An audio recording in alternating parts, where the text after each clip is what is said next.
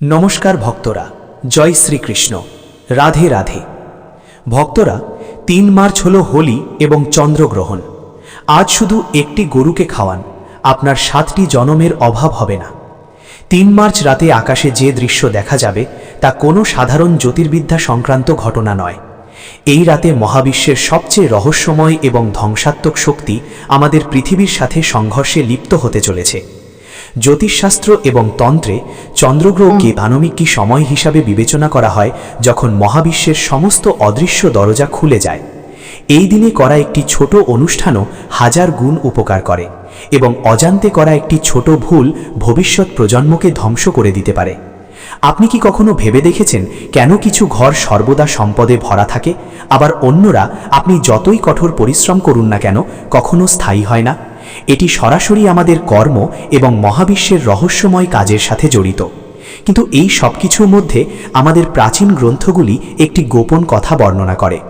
৩ March এই চন্দ্রগ্রহণের সময় আপনি যদি গোপনে একটি গরুকে খাওয়ান, তাহলে আপনার পরবর্তী 7 প্রজন্ম দারিদ্র্য কি তা সম্পূর্ণরূপে ভুলে যাবে। সম্পদের দেবী লক্ষ্মী আপনার বাড়িতে স্থায়ীভাবে বাস করবেন এবং রাহু এবং কেতুর মতো নিষ্ঠুর গ্রহগুলিও আপনার সামনে মাথা নত করবে। আমি পরে ব্যাখ্যা করব যে সেই রহস্য কি এবং গ্রহণের সময় কোন নির্দিষ্ট সময় এটি নিবেদন করা উচিত।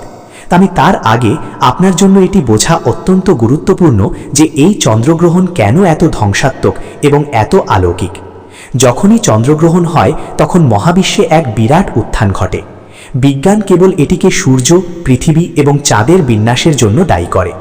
যাই হোক, আমাদের ঋষিরা হাজার হাজার বছর আগে পর্যবেক্ষণ করেছিলেন যে যখন রাহুর অন্ধকার ছায়া চাঁদকে গ্রাস করে তখন এটি পৃথিবীর প্রতিটি জীবের মানসিক এবং আর্থিক সুস্থতার ওপর গভীর প্রভাব ফেলে।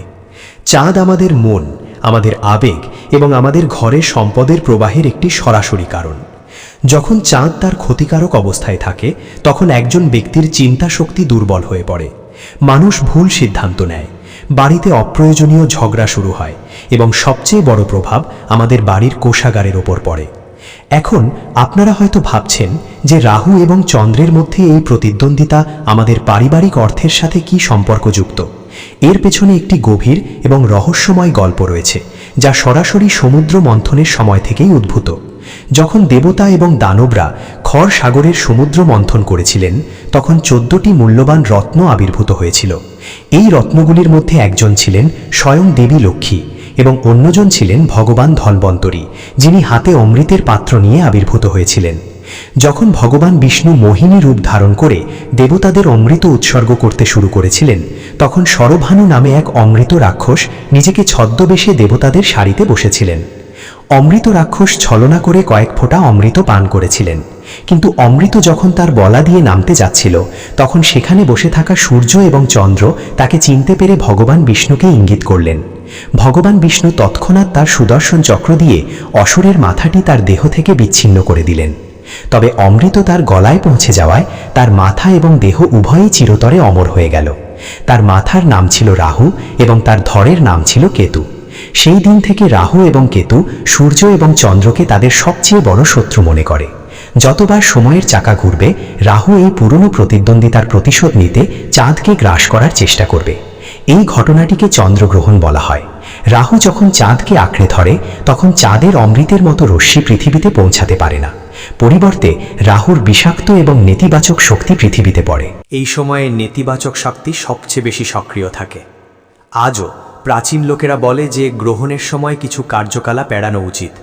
যারা এই সময় বাইরে ঘুরে বেড়ায় বা কারণ ছাড়াই খাবার খায় তারা সহজেই অলক্ষ্মী অর্থাৎ দারিদ্র্য দ্বারা আক্রান্ত হয়। দারিদ্র্য কোনো রোগ নয়, বরং একটি নেতিবাচক শক্তি যা আপনার বাড়ির পরিবেশকে সম্পূর্ণরূপে দূষিত করে। যখন এই শক্তি ঘরে প্রবেশ করে তখন আপনার বাড়ির কোনো না কোনো ইলেকট্রনিক জিনিস ত্রুটিপূর্ণ হতে শুরু করে, ঘরের দেয়াল স্যাঁতসেঁতে হতে শুরু করে, পরিবারের সদস্যদের মধ্যে অপ্রয়োজনীয় তিক্ততা বাড়তে থাকে, আর টাকা পানির মতো ভেসে যেতে থাকে অসুস্থতা আর অকেজো কাজে। অনেকেই সারা জীবন ধরে বুঝতে না পেরে চলে যায় কেন তাদের সাথে এমনটা হচ্ছে। তারা দিন রাত কঠোর পরিশ্রম করে, তবুও ঋণের বোঝা কখনো কমে না। এগুলো সবই সেই একই নেতিবাচক শক্তির খেলা যা তাদের ঘরে গ্রহণ বা কোনো অশুভ সময়ে প্রবেশ করেছিল। তাহলে এই ধ্বংসাত্মক শক্তি থেকে মুক্তি পাওয়ার কোনো উপায় কি আছে? রাহুর এই অধরা প্রভাব আমরা কি থামাতে পারি না? এর উত্তর আমাদের শাস্ত্রে স্পষ্টভাবে বলা আছে। যখনই কোনো নেতিবাচক শক্তি মহাবিশ্বে আধিপত্য বিস্তার করে, তখন তা থেকে রক্ষা পাওয়ার সবচেয়ে বড় এবং নিশ্চিত উপায় হল আমাদের মাতা গরু। সনাতন ধর্মে গরুকে কেবল একটি প্রাণী নয়, বরং ব্রহ্মাণ্ডেরই মূর্ত প্রতীক হিসেবে বিবেচনা করা হয়। অথর্ববেদে স্পষ্টভাবে বলা আছে যে গরুর শরীরে ৩৩ কোটি দেবদেবী বাস করেন। ব্রহ্মা ও বিষ্ণু তার শিঙে বাস করেন, ভগবান শিব তার মাথায় থাকেন, সূর্য ও চন্দ্র তাদের চোখে থাকেন এবং সর্পদেবতা তাদের খুঁড়ে থাকেন। পরমেশ্বর গরুর পিঠে থাকেন এবং দেবী লক্ষ্মী তার গোবরে থাকেন। যখন তুমি গরুকে দেখো, তখন তুমি একবারে পুরো ব্রহ্মাণ্ড দেখতে পাও। এবার সাবধানে ভাবো, যখন রাহু চাঁদকে গিলে ফেলছে এবং চাঁদ যন্ত্রণায় ভুগছে, তখন তার শক্তি অনেক কমে গেছে। কিন্তু গরুর চোখ চাঁদে ভরে আছে, যা কখনোই রাহুর দ্বারা প্রভাবিত হতে পারে না। গরুর আভা এতটাই শক্তিশালী যে পৃথিবীর কোনো নেতিবাচক শক্তিও সেখানে পৌঁছতে পারে না। এই কারণেই প্রাচীনকালে যখনই কোনো গ্রহণ হতো, ঋষি এবং রাজারা প্রথমে গোশালায় ছুটে যেতেন। তারা জানতেন যে এটি একমাত্র প্রতিরক্ষামূলক ঢাল যা তাদের সকল ধরনের দুর্দশা থেকে রক্ষা করতে পারে। গ্রহণের সময় রাহুর প্রভাব সর্বোচ্চ পর্যায়ে থাকে। সেই সময় যদি মা গরুকে কোনো বিশেষ জিনিস খাওয়ানো হয়, তাহলে ব্রহ্মাণ্ডের সমস্ত ইতিবাচক শক্তি আপনার পক্ষে কাজ করতে শুরু করে। মা গরুর মধ্যে থাকা ৩৩ কোটি দেবতা শান্ত হন এবং আপনার উপর সমস্ত গ্রহের দুর্দশা, তা সে সরস্বতী, ধৈয়া অথবা রাহু ও কেতুর মহাদশা হোক, শান্ত হয়। এখন আপনারা নিশ্চয়ই ভাবছেন যে ৩রা মার্চের এই চন্দ্রগ্রহণে সেই গোপন জিনিসটি কি খাওয়ানো উচিত। এটি বাজারে পাওয়া কোনো দামি বা বিরল ভেষজ নয়। এটি আপনার রান্নাঘরে পাওয়া কিছু খুব সহজ কিন্তু অলৌকিক উপাদানের একটি বিশেষ মিশ্রণ, যা একটি বিশেষ পদ্ধতিতে প্রস্তুত করা হয়েছে। তবে এই প্রতিকারটি করার আগে একটি অত্যন্ত গুরুত্বপূর্ণ এবং কঠোর শর্ত রয়েছে, যা অনুসরণ করা আবশ্যক। যদি আপনি এই শর্তটি ভঙ্গ করেন, তবে এটি মোটেও কাজ করবে না। একমাত্র শর্ত হলো আপনাকে সম্পূর্ণ নীরবে এই প্রতিকারটি করতে হবে। নীরবতা মানে হলো যে আপনি যখন এই বিশেষ জিনিসটি প্রস্তুত করছেন এবং যখন আপনি এটি মাতা গরুকে খাওয়াতে যাচ্ছেন, তখন আপনার কারো সাথে একটিও কথা বলা উচিত নয়। কেউ আপনাকে পিছন থেকে ডাকবে না, কেউ আপনাকে জিজ্ঞাসা করবে না যে আপনি কি করছেন বা আপনি কোথায় যাচ্ছেন। আপনার পরিবারের সদস্যদের আগে থেকেই জানানো উচিত যে তারা এই নির্দিষ্ট সময়ে আপনাকে বাধা দেবেন না। তন্ত্রশাস্ত্রে নীরবতার অত্যন্ত গুরুত্ব রয়েছে। যখন আমরা নীরব থাকি, তখন আমাদের সমস্ত শক্তি আমাদের উদ্দেশ্য এবং সংকল্পে কেন্দ্রীভূত হয়। আমরা যদি কথা বলি, তবে আমাদের শক্তি শব্দের মাধ্যমে ছড়িয়ে পড়ে, যা প্রতিকারের কার্যকারিতাকে ব্যাপকভাবে হ্রাস করে। অতএব এই প্রতিকারটি করার সময় নীরব থাকা গুরুত্বপূর্ণ। তাই এই গোপন উপাদানটি প্রস্তুত করার সম্পূর্ণ পদ্ধতিটি আমি ব্যাখ্যা করছি। চন্দ্রগ্রহণ শুরু হওয়ার আগে সূতক সময়কালে বা সূতক সময় শুরু হওয়ার আগে আপনার রান্নাঘরে যাওয়া উচিত। রান্নাঘরে প্রবেশের আগে আপনার হাত পা ভালো করে ধুয়ে নিন এবং মানসিকভাবে দেবী লক্ষ্মী এবং মাতা গাভীকে স্মরণ করুন। এখন একটি পাত্রে কিছু গমের আটা নিন। গমকে সূর্যের প্রতীক হিসাবে বিবেচনা করা হয়। সূর্য হল মহাবিশ্বে শক্তি এবং জীবনের সর্বশ্রেষ্ঠ উৎস। এরপরে আপনার এই আটায় সামান্য গুড় যোগ করা উচিত। গুড় মঙ্গল এবং সূর্য উভয়ের প্রতিনিধিত্ব করে, যা আপনার জীবনে সাহস, শক্তি এবং সম্পদ সম্পর্কিত সুবিধা নিয়ে আসে। এই মিশ্রণে যোগ করার জন্য তৃতীয় এবং সবচেয়ে রহস্যময় উপাদান হল কালো তিল। কালো তিল সরাসরি শনি, রাহু এবং কেতুর সাথে যুক্ত। গ্রহণের সময় রাহুর ক্ষতিকারক প্রভাব দমন করার জন্য কালো তিল বীজের চেয়ে ভালো আর কোনো অস্ত্র নেই। কালো তিল আপনার অতীত জীবনের সমস্ত খারাপ কাজ শোষণ করে, যা আপনার জীবনে দারিদ্র্য এবং ঝামেলা সৃষ্টি করছে। ময়দা এবং গুড়ের মিশ্রণে এক মুঠো কালো তিল যোগ করুন। এবার খাঁটি ঘি যোগ করুন। ঘি দেবী লক্ষ্মী এবং শুক্র গ্রহের প্রতীক, যা সম্পদ, বিলাসিতা এবং সমৃদ্ধি নিয়ে আসে। এবার এই সমস্ত উপাদানগুলিকে সামান্য জলের সাথে মিশিয়ে গুঁড়ো করে একটি বড় বল তৈরি করুন। এই বলটি কোনো সাধারণ বল নয়। এটি আপনার জীবনের সমস্ত সমস্যা, আপনার সমস্ত ঋণ এবং আপনার সমস্ত দারিদ্র্যের প্রতীক হয়ে উঠেছে। এবার আসি সবচেয়ে গুরুত্বপূর্ণ অংশ। এই কেকের ঠিক মাঝখানে একটা গোটা লবঙ্গ লুকিয়ে রাখতে হবে। লবঙ্গের ফুলটি সম্পূর্ণ হতে হবে, কোনোভাবেই ভাঙা হবে না। তন্ত্রশাস্ত্রে লবঙ্গ শক্তিকে আবদ্ধ করতে বা আটকে রাখতে ব্যবহৃত হয়। যখন আপনি এই কেকের মধ্যে লবঙ্গটি চাপবেন, তখন আপনি কার্যকরভাবে আপনার বাড়ির সমস্ত নেতিবাচক শক্তি, সমস্ত ঝামেলা এবং রাহুর কুদৃষ্টি আটকে ফেলবেন। এখন আপনার অলৌকিক কেকটি সম্পূর্ণ প্রস্তুত। এটি একটি পরিষ্কার থালায় রাখুন। যখন চন্দ্রগ্রহণ তার চরমে থাকে বা যখন গ্রহণ শেষ হয়, তখন আপনাকে কারো সাথে কথা না বলে চুপচাপ আপনার ঘর থেকে বেরিয়ে যেতে হবে। আপনাকে এমন একটি গরু খুঁজে বের করতে হবে যার স্বভাব শান্ত। যদি সম্ভব হয় তাহলে সাদা এবং কালো মিশ্র রঙের একটি গরু অথবা একটি লাল গরু বেছে নিন। কিন্তু যদি আপনি এমন গরু খুঁজে না পান, তাহলে আপনি যে কোনো গরুর কাছে যেতে পারেন। যখন আপনি গরুর কাছে যাবেন, প্রথমে মনে মনে তাকে প্রার্থনা করুন।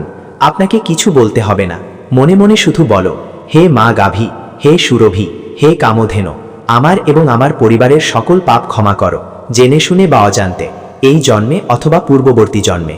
আমার গৃহে যে কোনো দারিদ্র্য বা আর্থিক কষ্ট তোমার পায়ের কাছে রাখো এবং চিরতরে ধ্বংস করো। তোমার দিব্য দৃষ্টিতে রাহু ও কেতুর যে কোনো অশুভ ছায়া আমার পরিবারের উপর পড়েছে তা পুড়িয়ে দাও। এই মানসিক প্রার্থনা পাঠ করার পর তোমার ডান হাতের তালুতে মিষ্টি পেড়া রাখো এবং মা গাভীর দিকে প্রসারিত করো। যখন মা গাভী তার মুখে মিষ্টি পেড়া নেয়, তখন তার জিহ্বা তোমার তালু স্পর্শ করবে। শাস্ত্র অনুসারে যখন মা গাভীর জিহ্বা কোনো ব্যক্তির তালু স্পর্শ করে, তখন সমস্ত দুর্ভাগ্য, মৃত্যুর সমস্ত যোগ এবং সেই ব্যক্তির তালুতে উপস্থিত দারিদ্র্যের সমস্ত যোগ তাৎক্ষণিকভাবে মুছে যায়। মা গাভীর জিহ্বায় এত আশ্চর্যজনক শুদ্ধিকরণ শক্তি আছে যে এটি তোমার ভাগ্যের পাতাগুলি আবার লিখতে পারে। যখন মা গাভী মিষ্টি পেস্ট্রি চিবিয়ে খায়, তখন এর অর্থ হলো সে লবঙ্গ সহ তোমার সমস্ত দুঃখ ধ্বংস করেছে এবং কালো তিলের আকারে তোমার সমস্ত পাপ গ্রাস করেছে। মিষ্টি মিষ্টান্ন খাওয়ানোর পর মাতা গরুর পিঠে আলতো করে হাত বোলান। এই হাত বোলান আপনার শরীরে এক অত্যন্ত ঐশ্বরিক এবং ইতিবাচক শক্তি সঞ্চার করবে। আপনি আপনার মনে এক অদ্ভুত শান্তি এবং হালকা ভাব অনুভব করবেন, যেন আপনার মাথা থেকে বিশাল বোঝা নেমে গেছে। তারপর মাতা গরুর খুরের কাছ থেকে কিছু মাটি তুলে আপনার কপালে লাগান। এই মাটি যে কোনো দামি রত্ন বা তাবিজের চেয়ে 1000 গুণ বেশি শক্তিশালী। এটি আপনার জন্য দুর্ভেদ্য ঢাল হিসাবে কাজ করবে। তারপর পিছনে না তাকিয়ে চুপচাপ আপনার বাড়িতে ফিরে যান। বাড়িতে ফিরে আপনার হাত পা ধুয়ে নিন এবং যদি সম্ভব হয় স্নান করুন। এই পুরো আচারটি সহজ মনে হতে পারে, তবে এর পিছনে জ্যোতিষশাস্ত্র এবং আধ্যাত্মিক বিজ্ঞান অকাট্য। আপনি যখন সম্পূর্ণ নিষ্ঠা এবং বিশ্বাসের সাথে এই প্রতিকারটি করেন, তখন মহাবিশ্বের কোনো শক্তি আপনার জীবনে সম্পদের প্রবাহ থামাতে পারবে না। দেবী লক্ষ্মী আপনার বাড়িতে আসতে বাধ্য।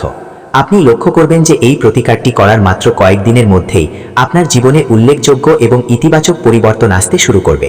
যে অর্থ আটকে ছিল তা হঠাৎ করে ফিরে আসতে শুরু করবে। যদি তুমি ব্যবসা করো, তাহলে নতুন ক্লায়েন্ট এবং সুযোগ স্বয়ংক্রিয়ভাবে আসবে।